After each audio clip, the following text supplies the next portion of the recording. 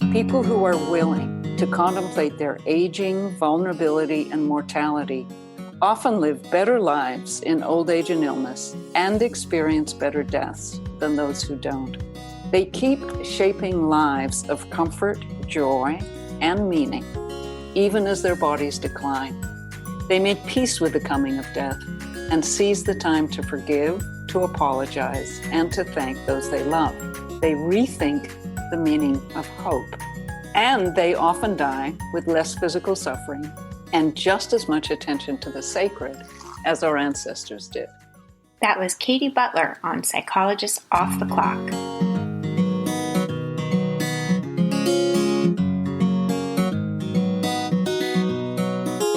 We are 4 clinical psychologists here to bring you cutting-edge and science-based ideas from psychology to help you flourish in your relationships, work, and health. I'm Dr. Debbie Sorensen, practicing in Mile High, Denver, Colorado. I'm Dr. Diana Hill, practicing in Seaside, Santa Barbara, California. From coast to coast, I'm Dr. Yael Schoenbrunn, a Boston-based clinical psychologist and assistant professor at Brown University. And from sunny San Diego, I'm Dr. Jill Stoddard, author of Be Mighty and the Big Book of Act Metaphors. We hope you take what you learn here to build a rich and meaningful life. Thank you for listening to Psychologists Off the Clock. Be sure to check out Praxis Continuing Education for their online trainings.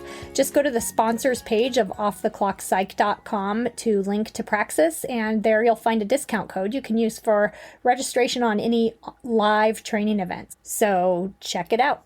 We're also affiliates with Dr. Rick Hansen's online Neurodharma program and his Foundations of Wellbeing programs, and you can find out more about them at our website, offtheclockpsych.com, where you'll get a $40 discount. One of the drawbacks to COVID-19 and being on quarantine is that we don't get to see each other in person as much. But one of the wonderful benefits is that we do get to expand our relationships online. And I'm really excited that a workshop that I usually just offer here in Santa Barbara, I'm going to be offering online so that it's accessible to a larger community. And I'm going to be leading a workshop on committed action, making values-based moves on Sunday, August 16th from 3:30 to 5:30 p.m. and that's Pacific time through Yoga Soup. You can check it out at yogasoup.com. And we're going to be exploring how to take your values and turn them into committed actions, whether it's through social justice, maybe you want to make a change in your health behaviors, or maybe you want to show up in your relationships in a more values-based way. We'll be doing some real hands-on experiential work together to put acceptance and commitment therapy into committed action in your life. So join me. I hope to meet some of you there and really looking forward to it. Check it out at yogasoup.com. As humans, we are programmed in with the fear of death, but opening ourselves up instead of avoiding thinking about death actually empowers us in ways that are really important and helpful. And particularly in this time of the pandemic where fears of mortality are really heightened, it can be quite useful to be thinking about death in more open ways. So I was really excited to have Katy Butler, who's a journalist who wrote 2 books about end-of-life experiences and many, many articles. And she joins me to talk about the art of dying well and what we can do in the face of these fears of mortality. Yeah, I found this episode to be incredibly useful in that I have to admit, I think that I'm one of those people who's guilty of the, like, oh, I'll think about this later. You know, like, oh, this doesn't apply to me. And of course, we all know that we're going to die someday and the people we love are going to die. But in each moment, it sort of feels like you can push it off until later. And I think that what Katy really, at least for me, like encouraged me to do is to think about, like, if you yourself or someone you love, like if you want this experience of dying to be a meaningful one and to avoid regrets, then it's something that you have to think about now and have these really difficult conversations about what do you want this to look like. And, you know, one of the things that she talks about in the episode is not contributing to the suffering of the person who's dying. And oh man, that like hit me like a gut punch, because I was thinking back to when my own mom died. And, you know, based on a lot of the things she talked about in the episode, it really made me want to, you know, jump in the Wayback Machine and do things a little bit differently. But I think the gift of it was thinking, you know, I still have my dad and I can reach out to him and have this conversation. And not end up having those, same sorts of feelings of regret that I do have around my mom's death. Yeah. Yeah, it's interesting that you think about your dad, because I also think about myself with my own kids, my own mortal end, and what kind of a legacy that I want to leave with them. And one thing that I'll say too, because I do think that thinking about death feels like something that we just want to put away. I mean, again, that's kind of what we're programmed to do, is like survive and, persist. But that there's this really powerful distinction between resigning ourselves to die and accepting. And I think her emphasis on acceptance turns out to be quite empowering, that we don't have to sort of give up on life, but recognizing that life is finite turns out to empower us to manage it more thoughtfully, with more intention, both through the living parts as well as through the dying parts, because just as much as birth and life is a part of life, so is death. And we can not control how it goes, but we can influence some of the ways that it can happen if we open ourselves up to thinking about it. Right. It's almost like acceptance is the opposite of resignation. I also like that she makes the point that even if you do all these things to create a more meaningful experience and to engage in dying well, as she puts it, it's still always going to be hard and always going to be painful. And I think, that's where an element of acceptance comes into. Absolutely. I think that part is so important, especially now, because people are dying in hospitals, surrounded by medical personnel and PPE and disconnected from their loved ones. But there are certain things that we can't control. But there, again, we can sort of distinguish between acceptance and resignation. When we accept what is, it empowers us to work with what can be. And I think her emphasis on that is realistic, right? It sort of acknowledges the struggle, the pain, the grief that goes along with death, and certainly that can be much more present in certain kinds of death, but it leaves open the possibility of influencing it in ways that are important for you, for each of us, for all of our loved ones too. Yeah, absolutely. We hope you get a lot out of this interview with Katy Butler on the art of dying well. Katy Butler is a journalist, public speaker, and best-selling author of 2 books on death and dying, Knocking on Heaven's Door and The Art of Dying Well. She was a writer at the Psychotherapy Networker for a decade, and her other writing has appeared in places including The New Yorker, Scientific American, The Atlantic, and Best American Science Writing. Her 2010 piece in New York Times Magazine, titled What Broke My Father's Heart, went viral and formed the basis of her 2 books. She writes about slow medicine, bioethics, family caregiving, compassionate care, and end-of-life decisions, and was kind enough to join me to discuss some of these topics. Welcome, Katy. Thanks very much, Yaya. I actually discovered your books after witnessing a long and painful journey of my own father's passing, and your writing was revelatory for me. I hadn't been able to put my finger on why so many elements of his last few years of life had pained me, infuriated me, and terrified me. And it was really in reading your books and articles that I realized both what I could have done better for him, but also how I'd like to handle my own future in terms of people I love passing or my own mortal end. I really do think that your work has the opportunity to really change how people approach death and dying, which is going to be a part of life for all of us. Thank you. The first book, which is Knocking on Heaven's Door, was very much the story of our journey through caregiving as a family. My dad had a major stroke when he was 79 and had up to then been really tip-top, quite healthy and active. And I watched my mother suffer greatly as a caregiver. And I watched my father suffer. And as he declined and developed dementia and a whole panoply of cascade of bad decline. And I also came to see, I think this is what you were speaking to, the importance of starting to name what is making this so difficult now. We live in a culture that likes to deny death in general, and then we also live in a culture that in some ways over idealizes medicine and has sort of a taboo about saying anything negative about medicine. So in the media, you will read story after story of a cure is just around the corner, or now a vaccine is just around the corner. Yes. So there's this technological utopianism that we're going to be sort of saved from the struggles of ordinary life, which includes dying. And so I think that whole struggle of my parents, it was complicated for us by the fact that my dad was given a pacemaker fairly late into this process, and we all believe that it overtly prolonged the most suffering-filled period of his life. And so one of the things I was really trying to name is, which I understand in a much more sophisticated way now than I did at the beginning, is that we have a medical system that's focused on curing, but at this stage of life, people actually need all kinds of practical support, all kinds of caring. They need comfort care often. And instead, we will deliver very expensive high-tech interventions to them and deprive them, neglect them of the kind of simple human caring and support that people are more likely to need.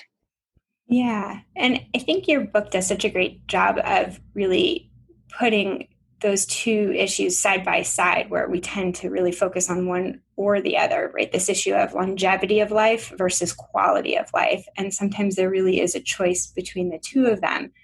But I actually want to come back to that, because I first want to address one of the first points that you made, which is that we live in this culture that really almost denies mortality in this very fundamental way. And that can be really problematic. And I was recently reading to my older boys the book Natalie Babbitt's Tuck Everlasting, which really addresses this issue of immortality and sort of how we get really idolatrous about this idea of immortality.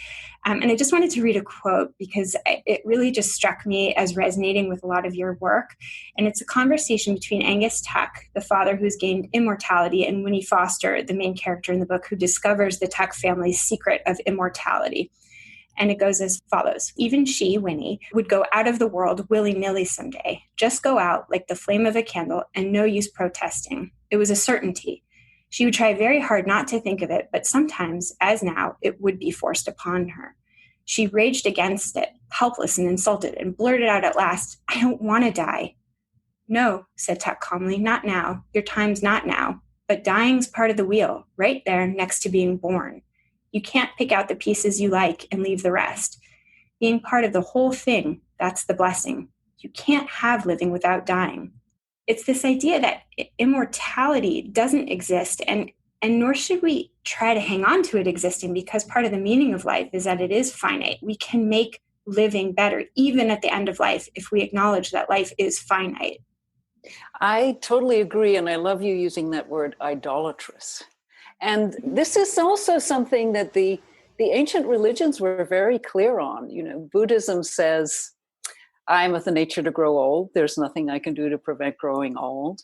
The Yom Kippur service has these lines that I just love, which are, "Man is like the grass that withers, the flower that fades, like a fleeting cloud." I can't remember all of it, but it is so beautiful, and all the images are natural images. So you sort of see our place in the universe. We are one more natural thing with a cycle of birth and growth and development, and then finally death. I was thinking a lot about this before I came on, because I was thinking about how important acceptance is in empowering us. Like right now, our culture is so terrified, understandably, of this new, unexpected form, new to us, unexpected form of dying that is taking place widely. It strikes me, people are almost frozen. They can't really act. Yes. Because they're waiting for Santa Claus. They're waiting for it to go away, or they're waiting for a cure or a better administration. It really doesn't matter how you want to define it. But my sense is the more people accept the nature of what's going on, the more we are going to be able to dream up creative solutions that allow us some sense of community. Could I read a short passage from my book? Please. I want to read a short passage from the second book, because the first book was a description of falling in love with my family all over again as a caregiver, getting to really have a lot of redemption with my dad by being able to express my love to him very openly.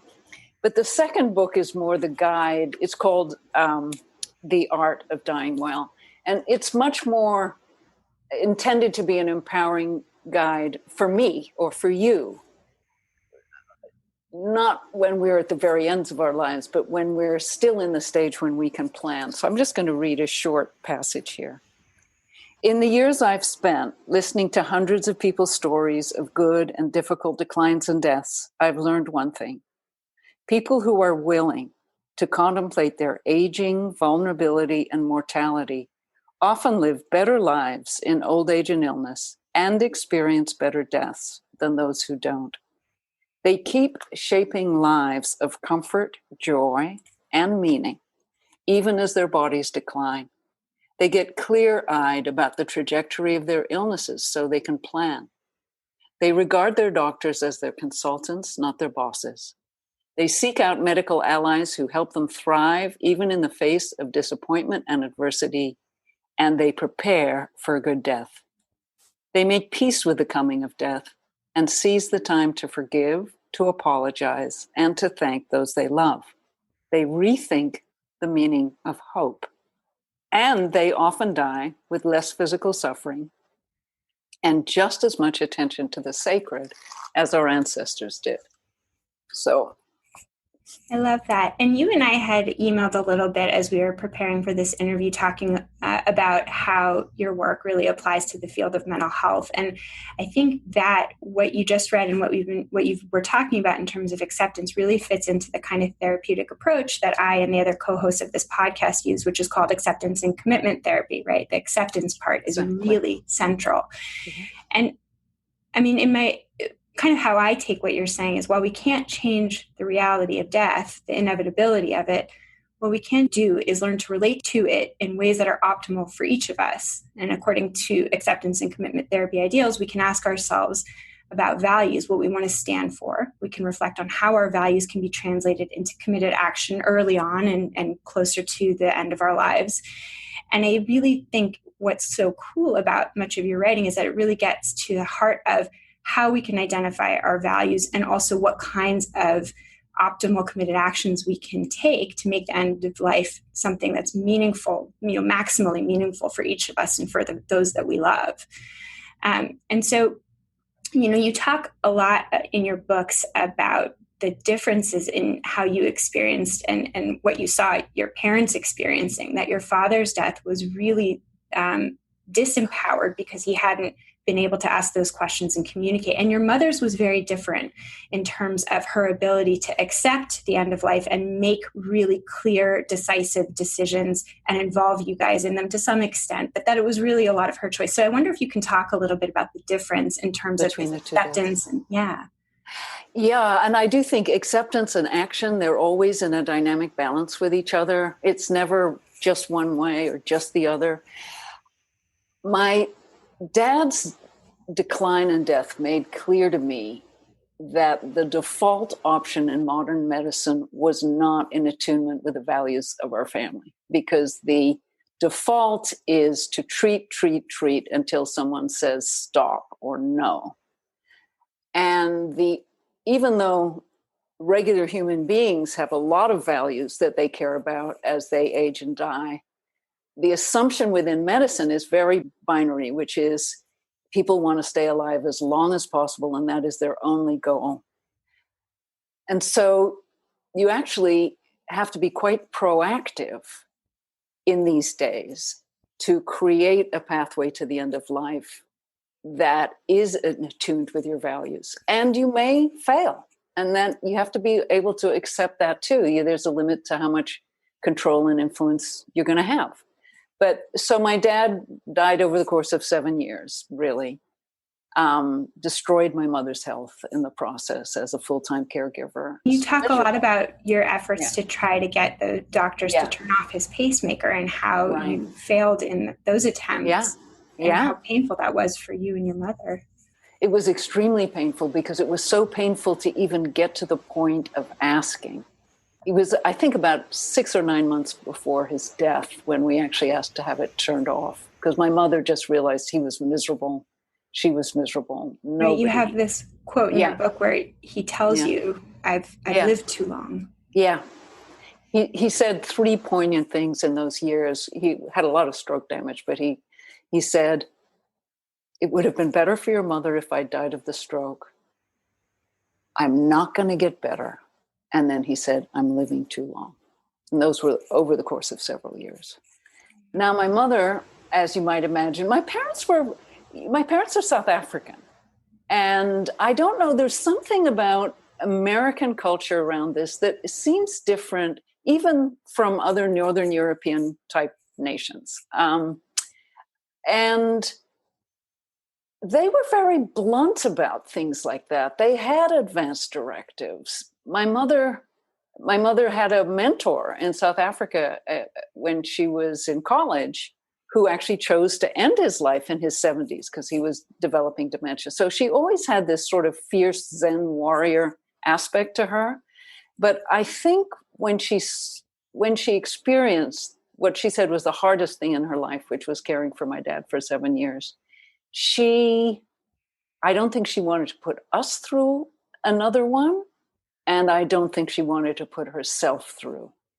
And so she developed heart problems.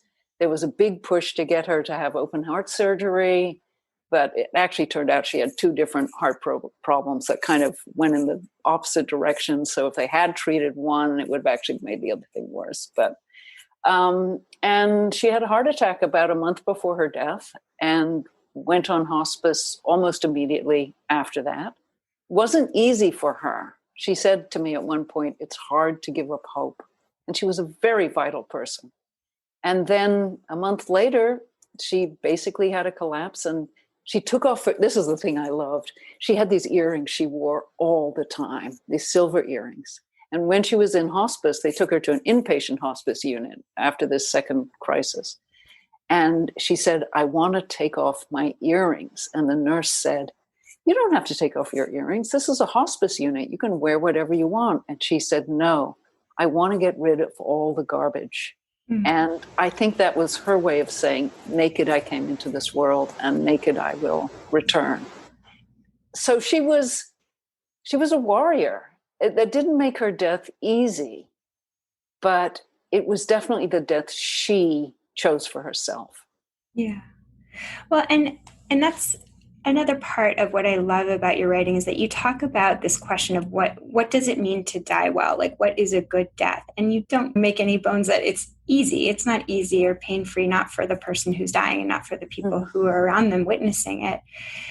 But I wonder if you can talk a little bit about how you understand what does it mean to die well? What does that look like? You know, it's fascinating to me. The first time I was asked that, like, what's a good death?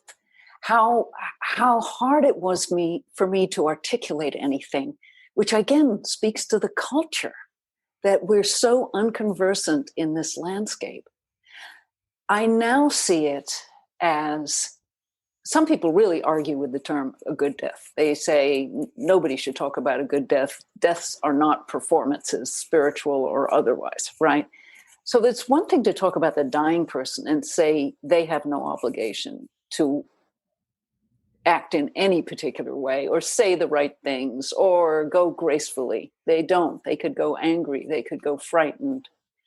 But I think we do have an obligation to think about a well-supported death, because dying takes a village. Dying is relational. Dying is emotional. Dying is spiritual. Dying is practical and medical. It's all those things at once. So for me, there is it's almost like Maslow's hierarchy of needs. You know, at the very bottom, you want pain control. You want to be clean. You want to be in a safe environment. You want to have privacy.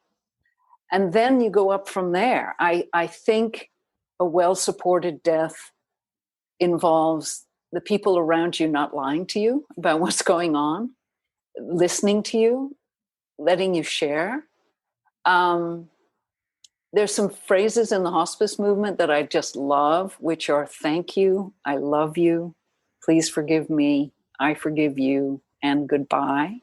And obviously those are things better not to start at, 3 days before you die, but within, 2 or 3 months before you die, to clean things up as part of your emotional legacy to others so that you don't leave other people behind with levels of regret or ambivalence or suffering.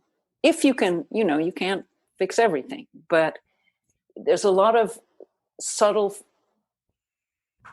graceful, very brief conversations that are very, very meaningful and treasured by those you leave behind.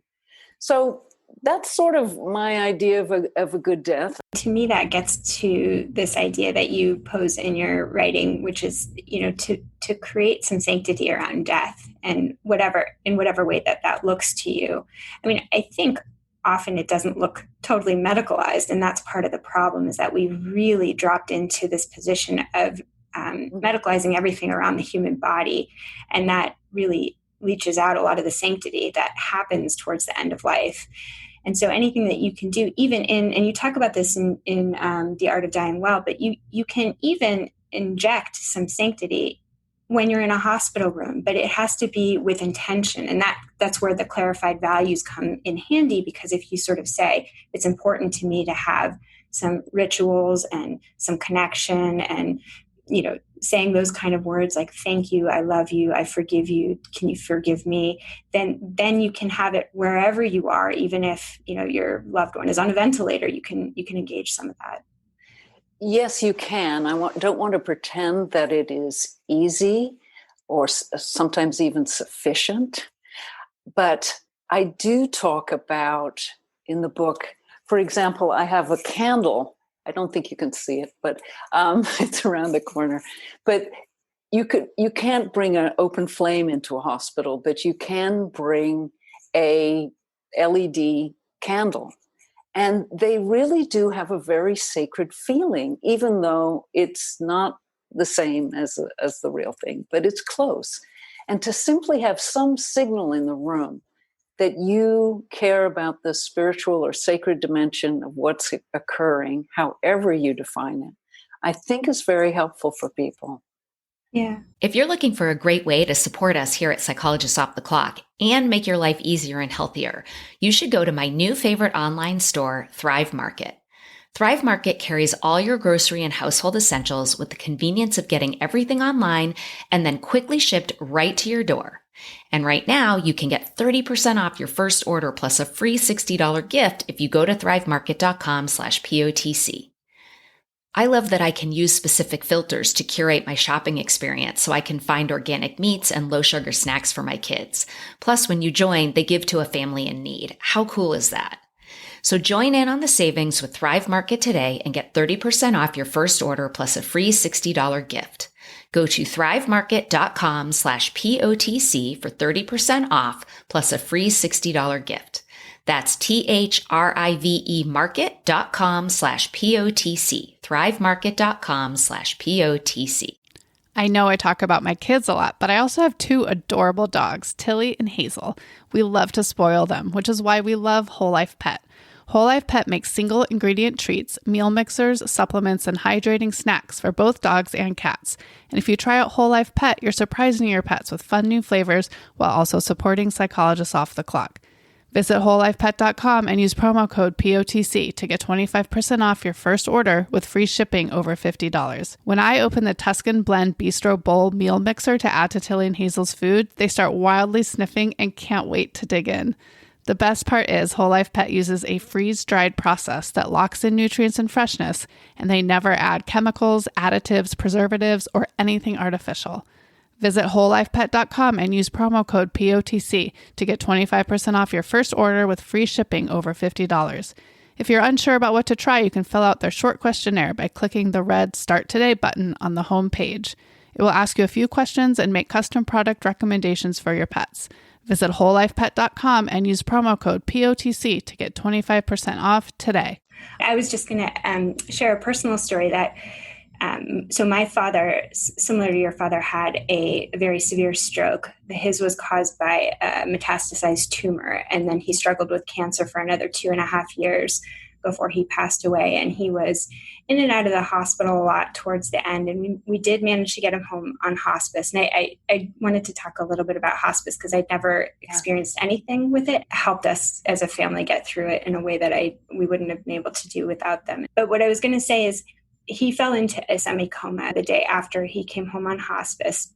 And we had a chaplain come, and we're Jewish, but not religious. And this chaplain performed this beautiful ceremony in the home with my father, my mother, and my 2 siblings. And my father was in a semi-coma at the time. And it was so touching. And at one point we laughed because we joked that he was going to sit up and say, "Screw this religious ceremony," but there was something so beautiful and connecting, and we were able to say all the kinds of things, express gratitude, express how he would live on through us, and it was one of the most meaningful things I've ever participated in, and I was so grateful for it. Yeah, I did something similar with my father when he was on this hospice unit, dying of pneumonia. We had decided not to treat the pneumonia, to let him go. And a Anglican volunteer chaplain came by, and I sort of secretly with my mother would have, I don't know what she would have thought, because they were both atheist agnostics. And we did the Book of Common Prayer, Anglican last rite. And even though the language of the Company of the Saints didn't really speak to me, and I didn't think he was going to like a conventional heaven, there was something about speaking words that said, in essence, I turn you back over to the benign forces of the universe, the great beyond that we all rise out of and return to. I was sort of almost surprised with myself that I did it, and B, that it was such a positive experience for me. Yeah. So are we going to talk a little about hospice? I have a couple thoughts about it. Yeah, please. Sure. First, before my father even went on hospice, a palliative care team came to the house, an outpatient palliative care team, which was really very similar to what a hospice team would have done. But it was like this team approach, and it was practical advice, like take up the throw rug so he doesn't slip and fall, get a baby monitor for his room so you don't have to get up all the time to see if he's okay. It was like this global look at the situation where up until that moment, these fragmented medical system, individual doctors had looked at individual malfunctioning aspects of his body, and that was about as far as anyone had gone. It was such a relief. So palliative care and hospice, I think, are wonderful. I think there are drawbacks. I think people have extreme views about hospice on both ends. The most extreme negative view is they give people morphine and make them die. And people don't realize that people who are on morphine often develop high tolerances over time, and that morphine is very unlikely to hasten death, although in large enough quantities it can. So there's that feeling that, the hospice just wants to get rid of them. I've heard that from very well-educated people. The other extreme is hospice is the cure for everything. And again, have to return to our highly fragmented medical system. They're only paid so much a day to come in. The result is that over the 20 years that hospice has existed, it's reimbursed by Medicare, it's reimbursed by private insurance. Over the time of its existence, it's pretty much eliminated hands-on bedside care over time. Like, you have to either have a strong social network or enough money to hire part-time caregivers, because their hospice, the nurse will come in, the chaplain will come in. It'll be very, very helpful. They are geniuses at pain control. They're probably the most informed of any medical professional, the most skilled.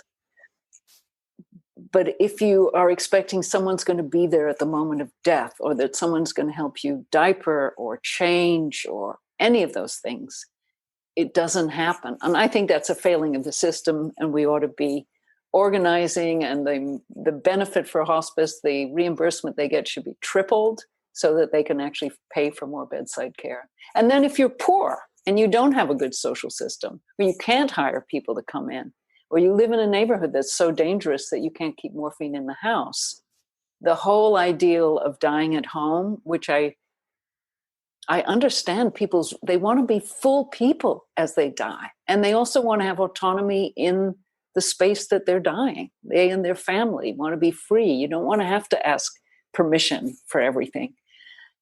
It's so understandable, but I think it's also out of reach for some people. And that this is the acceptance part. We also have to acknowledge that and not beat ourselves up if we can't make it happen. Yeah, I think that you said in a podcast interview that I was listening to that, death always involves some regret. I did too much. I did too little.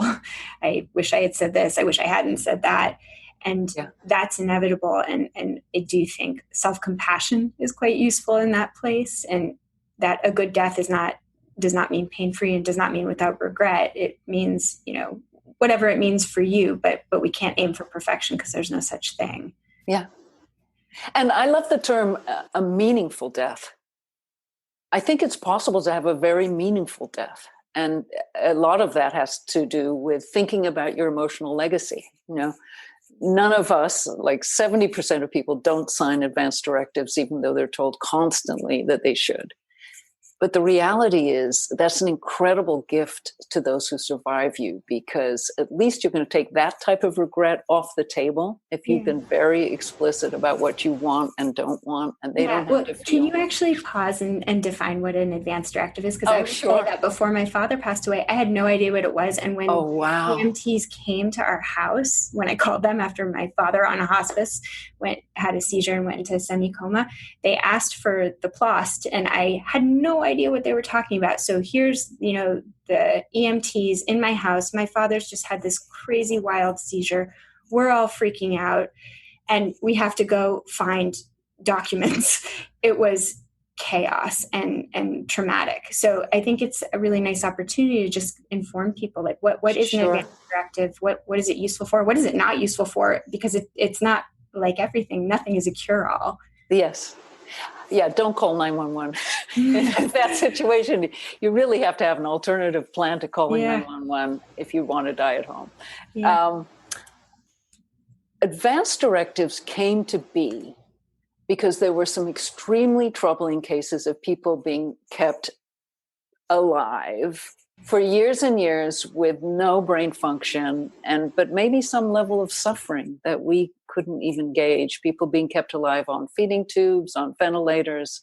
And these were very upsetting to the general public. The first thing that got invented was called the living will, which is now morphed into the advance directive. And its original purpose was to try to reclaim and restore autonomy to the average Joe and Jane, so that they would not find themselves in that position of having been resuscitated, usually by an EMT, after massive brain damage had taken place.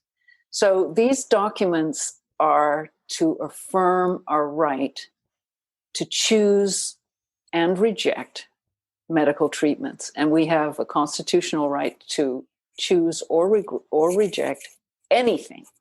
And we can have our own reasons. It doesn't have to be medically approved. Okay. So an advance directive usually does two things. One, it picks somebody to make your medical decisions when you can no longer speak for yourself. And that's very important because we have this advanced technology of medical care. You may very well spend some days or longer being unable to speak for yourself. So it picks somebody.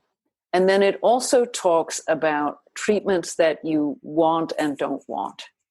So if you're within, some of them, there's a lot of boilerplate. And so I really advise people to talk openly, informally, go to a coffee shop. Oh, no, we can't go to a coffee shop now, but, sit down around a table if you can, outdoors, 6 feet away from each other with a couple of cups of tea. With masks on. Yes, exactly. And really talk about things like what makes my life worth living. Yeah. If I couldn't be restored to that level of functioning, what are the treatments that I would want and what are the treatments I would refuse? Yeah. So that's what an advance directive is. It's unfortunate they've become so legalistic in their language, their check boxes. It's very good for the medical people, but it's not that great for the average person because I think they're intimidating. They make your eyes swim, and they're very important, though. So there is one called 5 Wishes, which you can find online for $5. You can get a copy. But what I love about 5 Wishes is it includes things like, I would like to be massaged with oil when I'm dying. This is the music I'd like at my funeral. These are, I would like to be read the poetry of Mary Oliver. I would like to be read from the Bible, whatever makes you feel reassured and connected to something larger than yourself. And I think if you could approach it in that spirit of giving to the next generation, and also the spirit of helping you die in a way that is meaningful for you and supportive and comfortable or reassuring, whatever it is that you need. These documents can be very, very helpful. So do you want more detail or that's enough, huh? I would listen to you talk about this forever, but I just wanted to sort of add that for me, I mean, I think watching somebody that you love die is a really terrifying experience and you feel really out of control. And I'll disclose that after my father died, I just felt a lot of obsession around mortality and fear of death and what was happening to him. And I think what was so helpful to me in your books was realizing that I don't have control over dying, but I have control over how I approach it.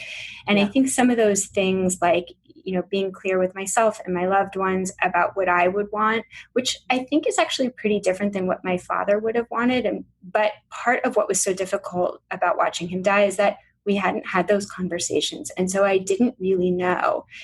But what helps me to feel more, I don't want to say confident, but just more comfortable with thinking about my own mortality is knowing that I can, even now, I'm 40 years old, so I hopefully have more time, start having those conversations about what feels really important.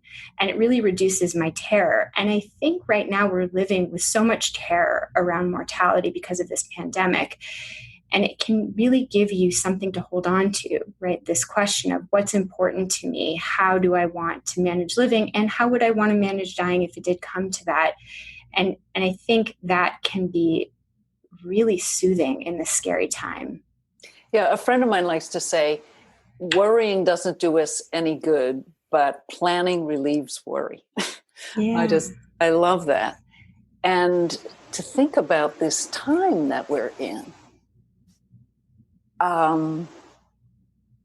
this might segue really nicely into a question that you asked me in email ahead of time, which is that we're seeing this epidemic of what I consider the very types of deaths that I wrote 2 books to help prevent, which are deaths in intensive care with somebody with a tube down their throat, unable to communicate with family, and now absolutely deprived of all family, a lot of hospitals the minute you go into the hospital.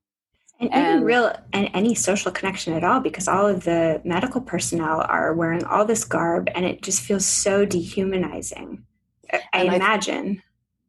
And I think it is creating an epidemic of moral distress and PTSD among healthcare workers. I think it would be traumatic for them in any case. You might see 8 or 9 deaths in a single shift if you're in a hotspot.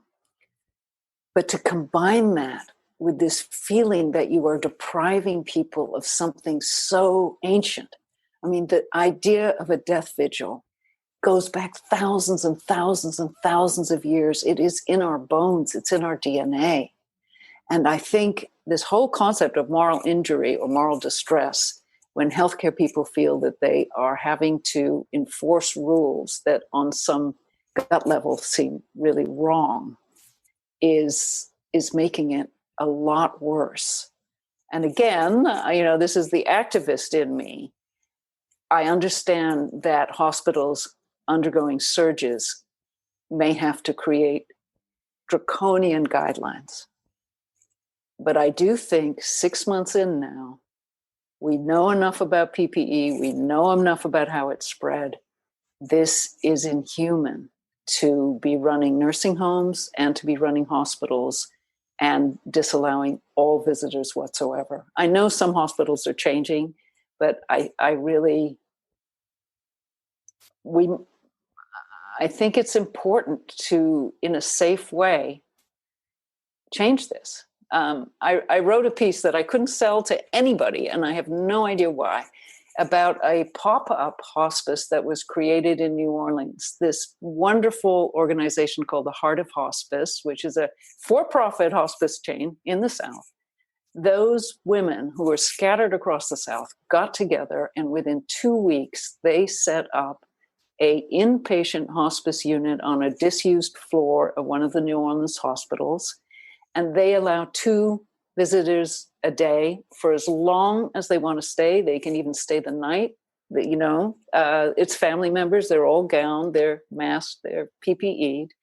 And if a small hospice chain in the South can do it, tell me why major medical centers with huge billion-dollar budgets can't figure this out. Yeah. Oh, I would love to read That's that my piece. rant. I hope it gets published. So I can totally get behind some of the recommendations that you're advocating. Yeah. But given where we are and given, sort of our discussion of acceptance, I am kind of curious, what do you recommend? I mean, in terms of how can we seek to help loved ones or even ourselves die die a meaningful death, when death can mean at this point not being with family, being intubated, being quarantined in a hospital, being surrounded by medical professionals in PPE. What can we do in the face of this tragic set of circumstances? Again, I think contemplating ahead of time. I mean, I'm in my 70s. I'm 71. That means I could die in a month if I got this thing, even though I'm very healthy otherwise. It's a possibility in a way that it hasn't been a possibility, really, at least not on my radar screen. I have several pieces of advice. The first is, do think about what lengths do you want to go to try to live.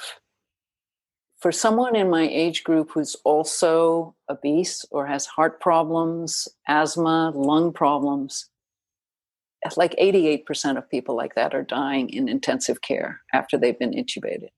So you might decide those odds are not good enough for you, and you might sign an advance directive that says, I don't mind going to the hospital, and I don't mind supplementary oxygen and drugs or whatever.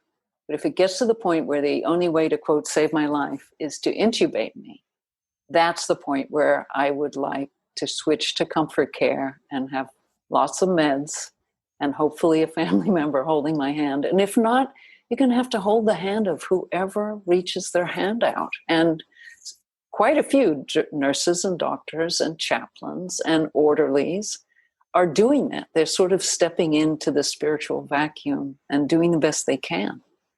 So that's one thing, is making that threshold decision of how much medical care are you willing to sign on for, despite the risks that you might end up having a death that is less ideal than the one you hoped for.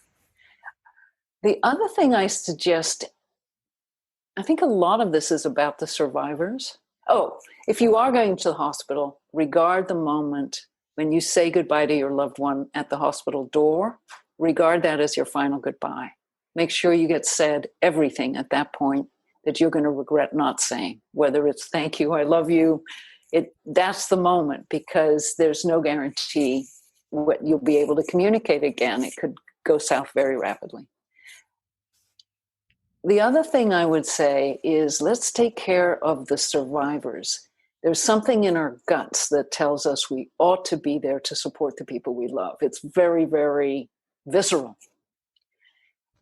I have a couple suggestions, and they're all about using ritual in virtual ways. I was introduced to the yahrzeit candle some years ago when I was mourning my mother's death. And I just love it. So the yahrzeit is a Jewish ritual on the anniversary, usually the anniversary of a death. So I would make a little altar on a tabletop, basically, candles, flowers, photographs of my parents when they were beautiful, in good health. And then you light this candle, and it burns for almost exactly 24 hours. And there's something so wonderful about really valuing and remembering them, and also having the light go out and having the sense of, okay, life is evanescent, this candle's evanescent, the light's out. My thought is, if you need to do a death vigil and you can't be there physically, use something like a yahrzeit candle and hold a virtual vigil in your own house. So put up photographs, put up flowers, light a candle. Remember that person and be with that person in imagination the same way that you would like to be there with them physically and can't be. There's also a really beautiful ceremony in my book, which is a bathing and honoring practice. It sounds similar to what the chaplain did with you, but I'd love to read it if you think you have time, please, not if there's other things. Okay, so... And I've noticed that when I was giving bookstore readings, I would read this ceremony as the close of my talk. And a lot of people would close their eyes in the audience. And then they would come up to me afterwards and they said, I did the ceremony in my imagination for someone that I loved who died, and it didn't go the way I would have hoped. And so I feel psychologically, often the things we do in our imagination, they register on a deep level for us as real.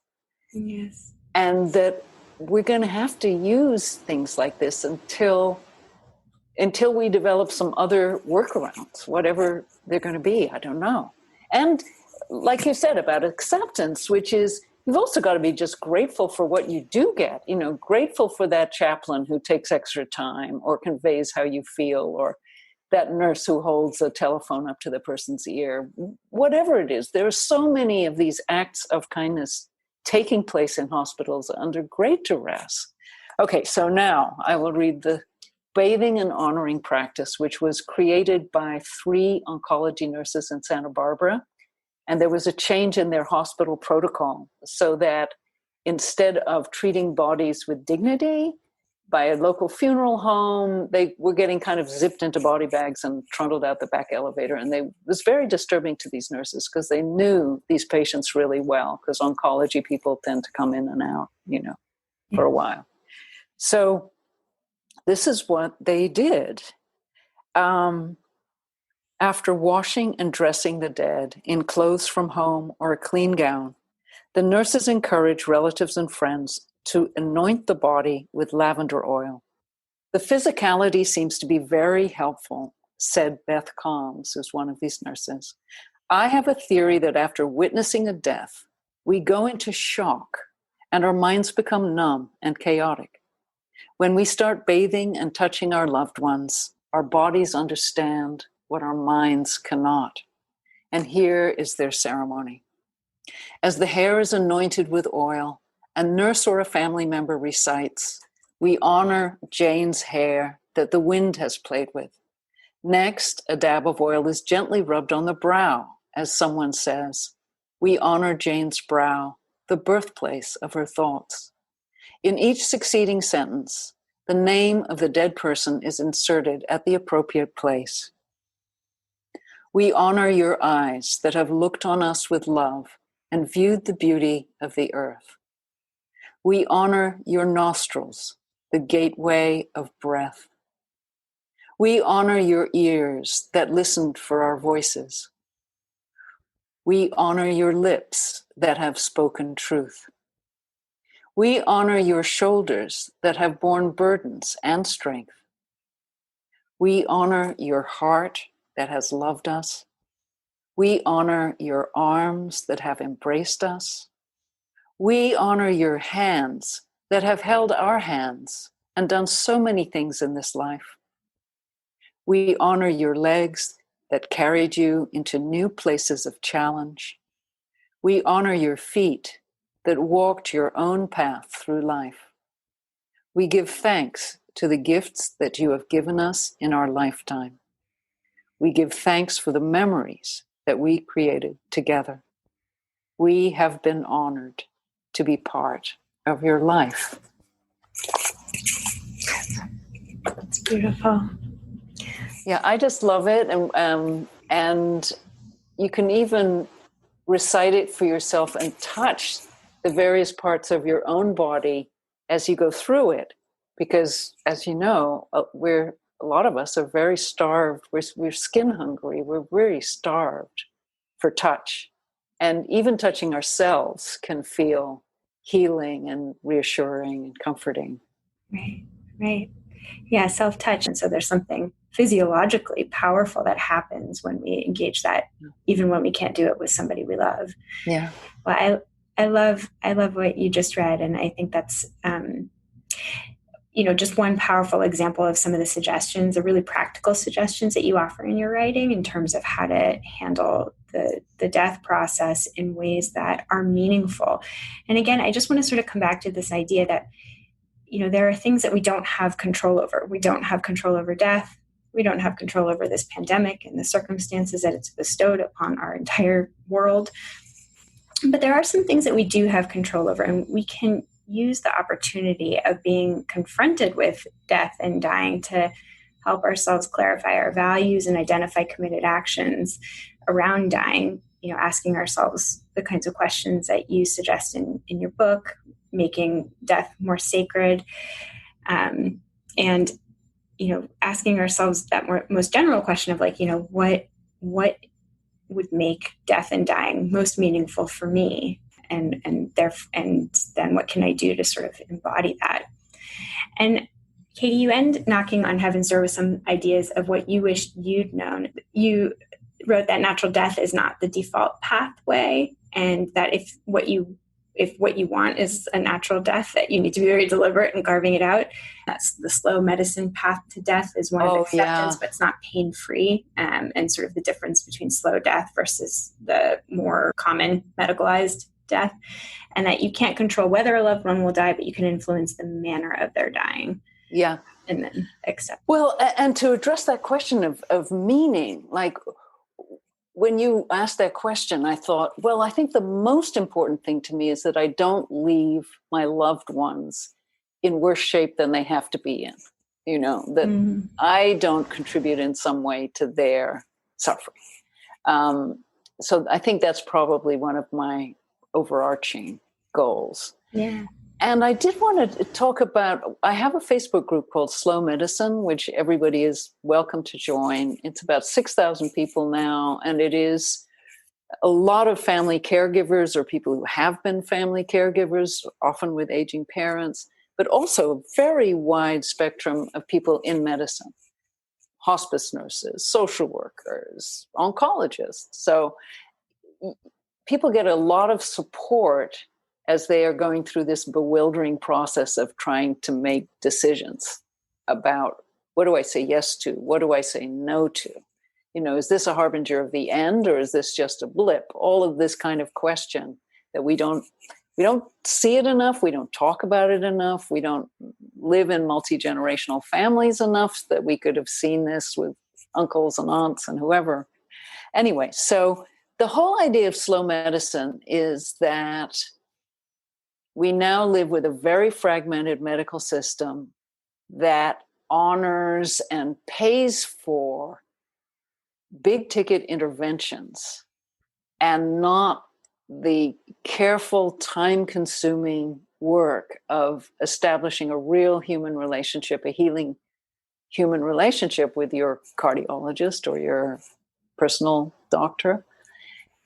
And this is really in contrast with fast medicine. And fast medicine is fabulous if you were just in a major car crash or you just had a heart attack and you rush to the wonderful time to call 911, rush to the ER, get, intubated. All of those things could really reverse your problem.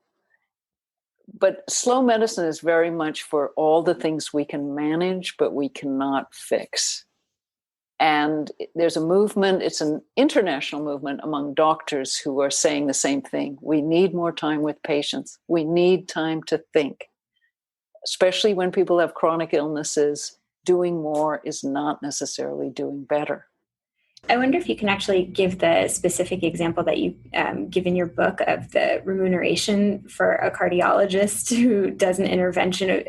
I think specifically the one who put in the pacemaker for your father's condition versus a conversation with a family physician. They're just compensated so differently. And it really does create a system that incentivizes fast medicine instead of the careful, thoughtful kind of approach that we might take when there's a lot of problems that can't be fixed, but rather need to be managed over time. Yeah. Well, my dad's primary care doctor would have been paid something like, I can't remember if it was $46 or $64 to have a long, involved discussion with my both parents, one of whom was stroke damaged, about whether or not a pacemaker was a good idea. But the surgeon who put it in got $700 or $800. The people who made the pacemaker got something like $12,000 for what's actually like a pretty simple electronic metronome that hasn't really changed that much in 20 or 30 years, shouldn't be more expensive than an iPhone. Really, it's less complicated than an iPhone. So there's this tremendous disparity. And I'll give you another one that is in the second book, which is, unfortunately, oncologists make their money from essentially a commission or markup on the price of chemotherapy that they deliver. So it's just terrible. They get almost no pay for having a discussion with you about whether the third or fourth round of chemo is even a good idea, which the fourth round is not. And the third is, maybe, maybe not. That's where they make all their money. Yeah. And so my father's oncologist it's just the system is so messy, but after he passed away, it fell to me to call the oncology office to let them know that he wouldn't be coming in. And the response was, oh, that's too bad. He had really wanted to try another round of chemo. And it was, it was one painful experience in a very painful time in my life. But I just remember being like floored that was the response, because he had been so sick for so long. Mm-hmm. And I actually think he did want to keep trying to fight, which, I'm not sure that I would have made the same choice, but it pained me to hear that kind of a response. And I think that the system is just set up in this way that, more treatment begets more treatment until it's, past the point of possible to even offer anything. Yeah, and more treatment equals hope, or more treatment equals caring. Doing everything is somehow the same as caring for somebody. I think it's really problematic. And it's like, it's expecting people. I'm not saying that I think oncologists are like just money driven and that's why they do what they do, but it's like you're asking people to go against their own self-interest in order to do the right thing. And if you look at that on a systems level, that just like never works. I think one of the hopes of both books is that it's to restore people's confidence in their own best judgment. And the best way of knowing that your dad was being helped or not by chemo was on how he was actually functioning, how he felt. And people lose touch with that. And the oncologist will say, well, let's wait for the next scan. Let's keep doing this till we see the scan. But the scan might show shrinking tumors. But the bizarre thing is the shrinking tumors have absolutely no relationship to whether that treatment is, quote, working on the ground, in the sense, does the person feel better? Is the person going to get more months or weeks or days of life? It actually has no relationship. And yet the FDA approves these drugs and considers them effective if they shrink tumors. You see what I'm saying? A friend of mine right now, a woman who married me the first time. Sorry, that's very confusing. She was the officiant at my wedding. She had dementia. She also had stage 4 cancer. She was being given immunotherapy. She was getting every side effect in the book, and her tumors were still hurting her. And yet the oncologist wanted to keep going until the next scan. Mm-hmm. And I had a big email exchange with her daughter where I was blunt, but hopefully not too directive. And I really just had to give her and her brother some support so that they could actually act on their own gut feeling about it. So one of the things I just want to leave people with is, trust your gut, check in with your gut. You know more than you think you know. And it may be intuitive and you may not be able to use medical language to describe it all. But I started with my gut, and then I did 7 years worth of medical research. And it sort of came back to, wow, a lot of those gut instincts, they were right on. So that's my big thing. Believe in yourself and in your love. Yeah. And you know the people you love better than anybody else is. And you're the only one who is an expert on your values and what makes sense for you and how much suffering you're willing to undergo in return for the gamble of more time on earth. But at the same time, the book talks about this. It's really has a whole section on coaching how you speak to a doctor, because you do need to draw out an honest answer. And there are forms of hope that are different from you're going to live forever or you're going to beat this. That is not the only kind of hope. There's a hope of leaving your daughter in good shape. There's the hope of maybe doing a watercolor or dying under the stars. There are other hopes besides that one hope. And I think it's only fair to us to know when that hope is an unrealistic hope, dishonest hope. Yeah. Well, I love the message to trust in ourselves and not to overly idolize medical experts, because they have expertise, but their expertise, as you're saying, is not in us and our values or in what is going to necessarily make the most sense for our loved one. And I'll just also read a quote that I love from your book.